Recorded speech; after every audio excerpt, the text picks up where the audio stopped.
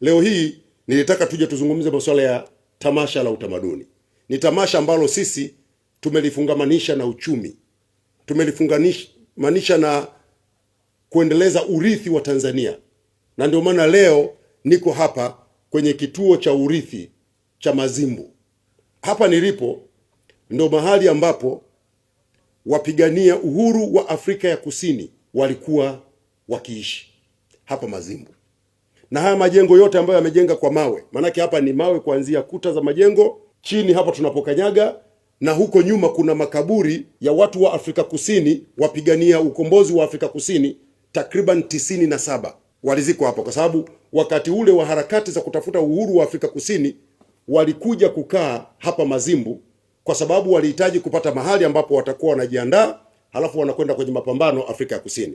Na nchi yetu kama marafiki na ndugu wa Afrika Kusini tulilitoa eneo hili pamoja na maeneo mengine yakiwemo Kongwa kule Dar es Salaam na Kilolo kule Iringa, kwa ajili ya kuwasaidia nchi za wenzetu ambazo zilikuwa zinapigania uhuru kupata uhuru. Hasa nimewaambia hapa tulipo ni Mazimbu, na nyuma yangu ni jengo ambalo wapigania ukombozi wa Afrika Kusini walilitumia kwa ajili ya ibada za kuaga wapendwa wao waliopoteza maisha kabla ya kuwazika. Walikaa katika maeneo haya ya Mazimbu. Kuna nyumba nyingi hapa, mpaka nyumba aliyokaa Nelson Mandela ipo hapa. Lakini walipokuwa baadhi yao wanapoteza maisha, maana walikuja wengi sana kwa mamia, baadhi yao walipokuwa wanapoteza maisha, tuliwatengea eneo hili na walikuja wakafanyiwa ibada kwenye jengo hili, na baadaye wakazikwa hapo nyuma. Yako makaburi 92. Kwa wale ambao wanapenda historia, mnaweza mkaja kuja kutembelea. Tumelitoa hili eneo kwa ajili ya watu kukumbuka namna ambavyo nchi yetu Tanzania imetoa mchango mkubwa katika ukombozi wa nchi nyingi za bara la Afrika.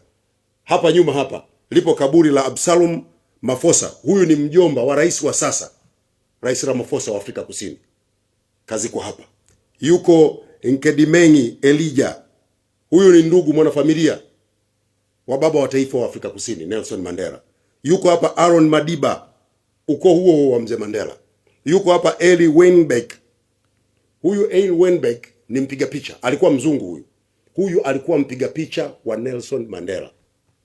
Sasa kuna wakati msako ulipokuwa unaendelea kule Afrika Kusini, alipokuja hapa akaamua kae hapa moja kwa moja, akaugua, akafariki dunia, naye amezikwa hapa na kumbukumbu zake ziko hapa. Kwa hiyo pana ni sehemu yenye kumbukumbu nyingi na sisi kwetu tunaona hii ni alama ya ushirikiano wetu na udugu wetu na Afrika ya Kusini. Lakini kwetu sisi hili tumelitunza kama moja ya maeneo ya urithi wa ukombozi, na tunamshukuru sana Mheshimiwa Dr. Samia Suluhu Hassan. Ameshatoa maelekezo na maandalizi yameanza. Tumeanza kupata michoro ya awali. Tunajenga kituo kikubwa cha urithi wa ukombozi wa Afrika katika eneo la Kongwa kule mkoani Dodoma. Kituo kikubwa cha kisasa chenye hadhi ya kuwa kituo cha Afrika cha urithi wa ukombozi wa bara la Afrika. Mheshimiwa Rais ameridhia hii safari, tunaianza, na katika bajeti ya mwaka huu tumetenga fedha shilingi bilioni 1 kwa ajili ya kuanza upembuzi yakinifu na usanifu, maandalizi ya kuanza ujenzi. Inawezekana mwakani tukaanza ujenzi rasmi, kwa sababu haya ni maeneo ambayo yametunza historia kubwa kwa ajili ya nchi yetu.